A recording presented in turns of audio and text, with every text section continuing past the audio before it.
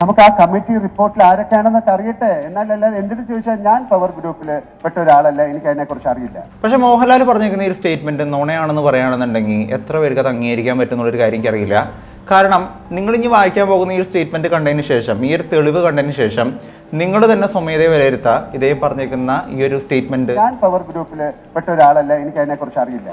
അതേ പറഞ്ഞിരിക്കുന്ന ഈ ഒരു സ്റ്റേറ്റ്മെന്റ് ശരിയാണോ എന്നുള്ളൊരു കാര്യം ചോദിക്കുകയാണെന്നുണ്ടെങ്കിൽ അത് നിങ്ങൾ തന്നെ സ്വയം വിലയിരുത്തിയിട്ട് പറയുക. കാരണം ഞാൻ ഇനി കാണിക്കാൻ പോകുന്ന ഈ ഒരു സ്റ്റേറ്റ്മെന്റ് എന്ന് പറയുന്നത് ഞാനായിട്ട് പറയുന്നതല്ല, നേരെ മറിച്ച് ഇന്ത്യയിൽ തന്നെ ഒരു എപ്പെക്സ് ബോഡി എടുത്തു കാണിച്ചിരിക്കുന്ന ഒരു സ്റ്റേറ്റ്മെന്റ് ആണ്. അവരുടെ ഇൻവെസ്റ്റിഗേഷനകത്ത് കണ്ടെത്തിയിരിക്കുന്ന 3 പേരുടെ പേരുകളാണ് ഞാൻ പറയാനായിട്ട് പോകുന്നത്. ന്യൂ ഇന്ത്യൻ എക്സ്പ്രസിന്റെ ഒരു ന്യൂസ് വന്നേക്കുന്നത് ഇങ്ങനെയാണ്. ഓഗസ്റ്റ് 22-ാം തീയതി 2024 അവർ പബ്ലിഷ് ചെയ്തേക്കുന്നത്. Competition commission flagged power lobby in 2017 എന്ന് പറയുന്ന ഹെഡ്ലൈനോട് കൂടിയിട്ടാണ് ഈ ഒരു കോമ്പറ്റീഷൻ കമ്മീഷൻ ഓഫ് ഇന്ത്യ എന്ന് പറയുന്നവരുടെ റിപ്പോർട്ട് വന്നേക്കുന്നത്. എന്താണ് ഈ കോമ്പറ്റീഷൻ കമ്മീഷൻ ഓഫ് ഇന്ത്യ? അവരുടെ റിപ്പോർട്ടിന് ഇത്രയും മാത്രം ഒരു വിലയുണ്ടോ എന്നുള്ളൊരു കാര്യം നോക്കുകയാണെന്നുണ്ടെങ്കിൽ, നമ്മുടെ നാട്ടിലുള്ള ബിസിനസ്സുകളെ പ്രൊമോട്ട് ചെയ്യാനായിട്ടും എന്നാൽ അതേ സമയത്തുള്ള ബിസിനസിന്റെ ഇടയിലുള്ള കോമ്പറ്റീഷന്റെ ഇടയിൽ ഏതെങ്കിലും തരത്തിലുള്ള ഇല്ലീഗൽ ആയിട്ടുള്ള കാര്യങ്ങൾ നടത്തി കഴിഞ്ഞാൽ, നിയമവിരുദ്ധമായിട്ടുള്ള കാര്യങ്ങൾ നടത്തി കഴിഞ്ഞാൽ അത് പിടിക്കാനും അതിനെ റെഗുലേറ്റ് ചെയ്യാനുമായിട്ട് ഇന്ത്യൻ ഗവൺമെന്റ് അപ്പോയിന്റ് ചെയ്തേക്കുന്ന ഒരു വിങ് ആണ്, അല്ലെങ്കിൽ ഒരു ബോഡിയാണ് ഈ കോമ്പറ്റീഷൻ കമ്മീഷൻ ഓഫ് ഇന്ത്യ എന്ന് പറയുന്നത്. അപ്പോൾ അവർ പറയുന്ന കാര്യത്തിൽ ഒരു ജെനുവിനിറ്റി നമുക്ക് ആക്ച്വലി ഫീൽ ചെയ്യാനായിട്ട് പറ്റുമല്ലോ.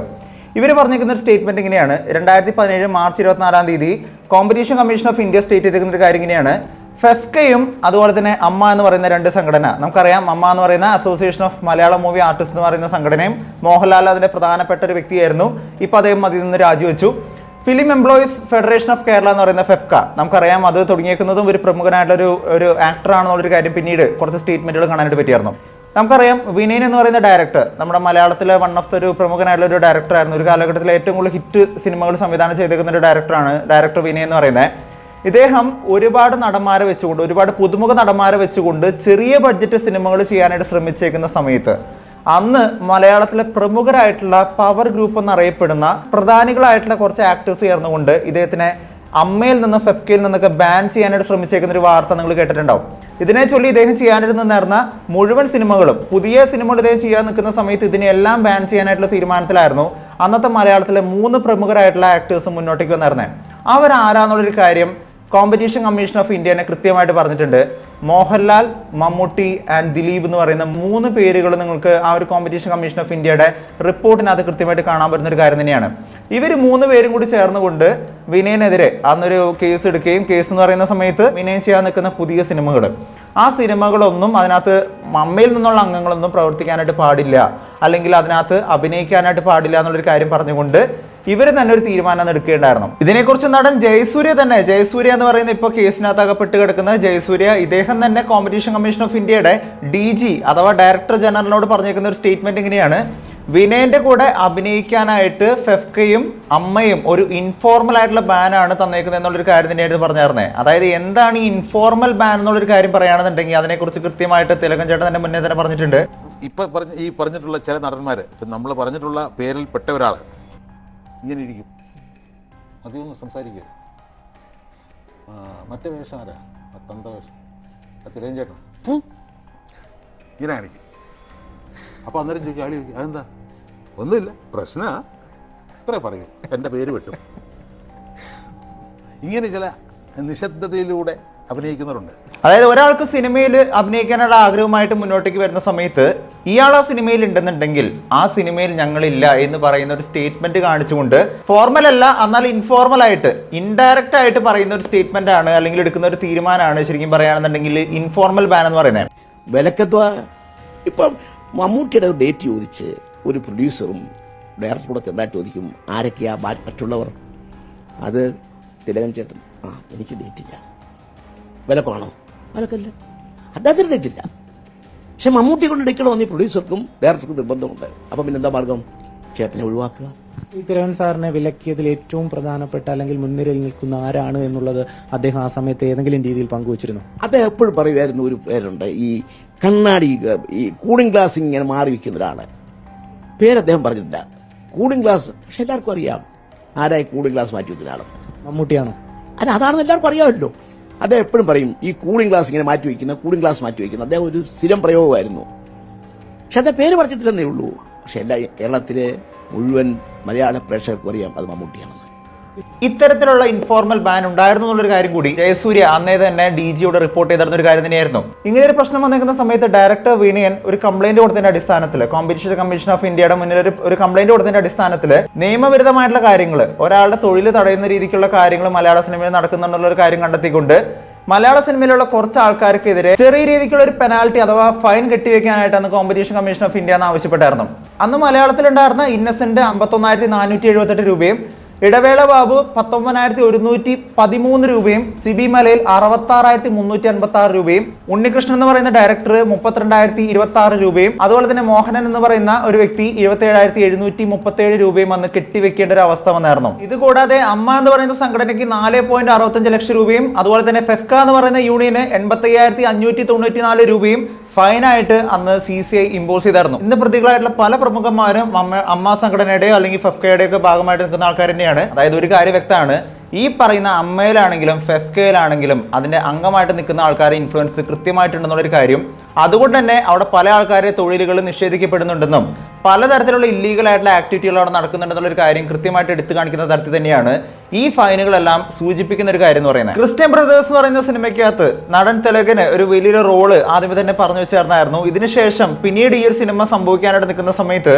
ഈ സിനിമയിൽ തിലകന്റെ പേരുണ്ടായിരുന്നില്ല എന്നുള്ളൊരു കാര്യം തിലകൻ തന്നെ ഒരു ഇന്റർവ്യൂക്കകത്ത് കൃത്യമായിട്ട് പറയുന്നുണ്ട്. അങ്ങനെ രണ്ടാമത് വന്നത് ക്രിസ്ത്യൻ ബ്രദേഴ്സ് എന്നുള്ള ചിത്രത്തിന് എന്നെ ബുക്ക് ചെയ്യാൻ വേണ്ടിയാണ്. ഞാൻ പറഞ്ഞ തുകയ്ക്ക് അദ്ദേഹം സമ്മതിച്ച് എനിക്ക് അഡ്വാൻസ് നിന്ന് എന്നെ ബുക്ക് ചെയ്യുന്നു. എൻ്റെ 25 ദിവസമാണ് മേടിക്കുന്നത്. പക്ഷേ ഈ പറയുന്ന ചിത്രം ഈ ക്രിസ്ത്യൻ ബ്രദേഴ്സ് നടന്നില്ല. അതിന് സുബൈർ എന്നെ വിളിച്ച് പറഞ്ഞ കാരണം, ഇത് ചേംബർ ഓഫ് കൊമേഴ്സുകാർ സമ്മതിക്കുന്നില്ല. കാരണം 3.5 കോടി രൂപയിൽ കൂടുതൽ കോസ്റ്റ് ഓഫ് പ്രൊഡക്ഷൻ വരുന്ന ചിത്രങ്ങൾ അനുവദിക്കുകയല്ല എന്നൊരു തീരുമാനമുണ്ട്. എൻ്റെ കൂടെ അഭിനയിച്ചിട്ടുള്ള മാള അരവിന്ദൻ, ക്യാപ്റ്റൻ രാജു, ഇങ്ങനെയുള്ള പലരുണ്ട്. അവരെ എല്ലാം നിരോധിച്ചിരിക്കുകയാണ്. അവരെ ഒന്നും ഇനി മലയാള ചിത്രത്തിൽ അഭിനയിപ്പിക്കരുതെന്ന് നമ്മളുടെ ഇപ്പോഴുള്ള സൂപ്പർ സ്റ്റാറിൽ ഒരാൾ പറഞ്ഞു. അദ്ദേഹത്തിന്റെ പ്രസ്റ്റീജ് ഇഷ്യൂ ആണ് പോലും, അദ്ദേഹത്തിന്റെ പ്രസ്റ്റീജ് ഇഷ്യൂ.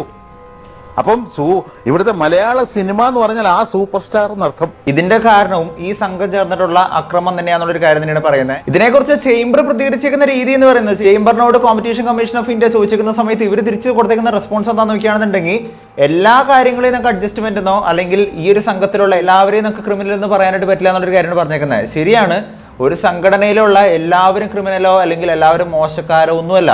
പക്ഷേ ഒരു സംഘത്തിലോ അല്ലെങ്കിൽ ഒരു സംഘടനയിലോ ഇത്തരത്തിലുള്ള ആക്ടിവിറ്റികൾ നടക്കുന്നുണ്ടെങ്കിൽ അതുണ്ടെന്നുള്ളൊരു കാര്യം അംഗീകരിച്ച് പറ്റൂ എന്നുള്ളൊരു കാര്യം തന്നെ വേണം മനസ്സിലാക്കാനായിട്ട്. അതായത് മലയാള സിനിമയിൽ ഒരു പുതുമുഖ സംവിധായകർക്കോ അല്ലെങ്കിൽ പുതുമുഖ നടന്മാർക്കോ മുന്നോട്ടേക്ക് വരുന്ന സമയത്ത് അവർക്ക് സംഘം ചേർന്നുകൊണ്ട് ഒരു സിനിമ ചെയ്യാനായിട്ട് അവർ ശ്രമിക്കുന്ന സമയത്ത് അത് ചെയ്യാൻ പാടില്ല എന്നുള്ളൊരു കാര്യം പറഞ്ഞുകൊണ്ടായിരുന്നു അന്ന് മലയാളത്തിലുണ്ടായിരുന്ന ഈ 3 നടന്മാർ ചേർന്നുകൊണ്ട് ഒരു തീരുമാനം എടുത്തതെന്നുള്ളൊരു കാര്യം തന്നെയാണ് കോമ്പറ്റീഷൻ കമ്മീഷൻ ഓഫ് ഇന്ത്യ കൃത്യമായിട്ട് സ്റ്റേറ്റ് ചെയ്തേക്കുന്ന ഒരു കാര്യം എന്ന് പറയുന്നത്. ഇന്ന് മോഹൻലാലിന്റെ പ്രസംഗമൊക്കെ നമ്മളെല്ലാവരും കേട്ടു. ഞാൻ കഴിഞ്ഞ കുറേ നാളുകളായിട്ട് കേരളത്തിലില്ലായിരുന്നു.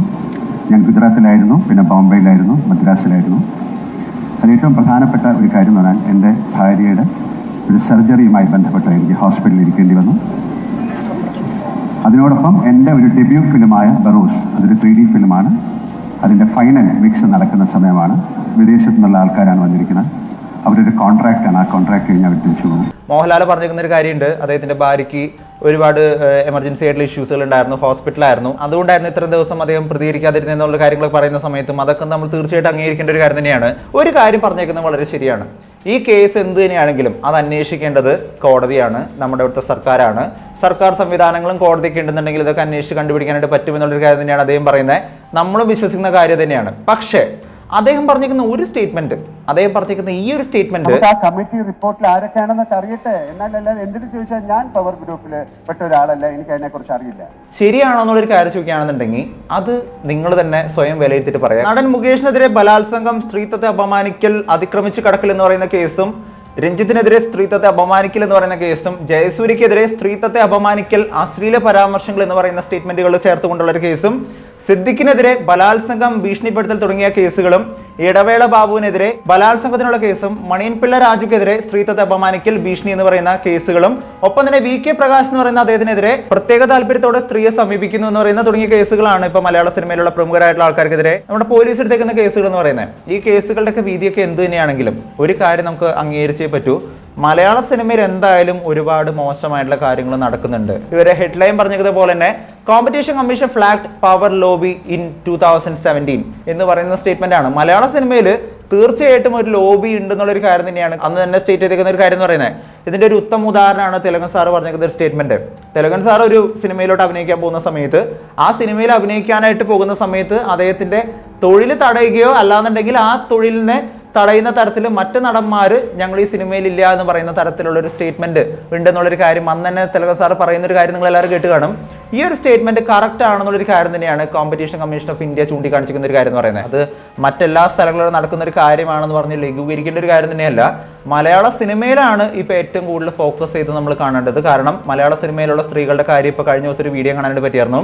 ഒരു ക്യാരവാനോ അല്ലാന്നുണ്ടെങ്കിൽ ഒന്ന് ഡ്രസ്സ് ചെയ്യുന്ന സമയത്ത് ഒരു മറയായിട്ട് മറ്റൊരു സംവിധാനവും നമ്മുടെ മലയാള സിനിമയിൽ നൽകുന്നില്ല എന്നുള്ളൊരു കാര്യം പറഞ്ഞുകൊണ്ട് ഒരുപാട് സ്റ്റേറ്റ്മെന്റുകൾ പല നടന്മാരും ഇവിടെ പങ്കുവയ്ക്കുന്നതായിട്ട് കാണാനായിട്ട് സാധിച്ചായിരുന്നു. സോ ഇതൊന്നും അറിയില്ല, ഈ പവർ ഗ്രൂപ്പിനകത്ത് ഞാനില്ല, അല്ലെങ്കിൽ എനിക്ക് ഇതിനെക്കുറിച്ച് ഒന്നും അറിയില്ല എന്ന് പറയുന്ന കാര്യങ്ങൾ ചുമ്മാ പറഞ്ഞതുകൊണ്ട് കാര്യമില്ല എന്നുള്ളൊരു കാര്യത്തിന് എനിക്ക് തോന്നുന്നത്. കാരണം ഒരുപക്ഷെ അദ്ദേഹത്തിനൊന്നും അറിയില്ലായിരിക്കാം. പക്ഷേ ഈ കോമ്പറ്റീഷൻ കമ്മീഷൻ ഓഫ് ഇന്ത്യ പറഞ്ഞിരിക്കുന്ന സ്റ്റേറ്റ്മെന്റ് അപ്പോൾ തെറ്റാണോ എന്നുള്ളൊരു കാര്യം കൂടി ഒന്നും കൂടി വിലയിരുത്തേണ്ട ഒരു കാര്യമുണ്ടെന്നുള്ളൊരു കാര്യം തന്നെയാണ് ഈ ഒരു അവസരത്തിൽ പറയാനായിട്ട് തോന്നുന്ന ഒരു കാര്യം എന്ന് പറയുന്നത്. എന്താണ് നിങ്ങളുടെ അഭിപ്രായം എന്നുള്ളൊരു കാര്യം താഴെ നിന്ന് കമന്റ് ചെയ്യുക.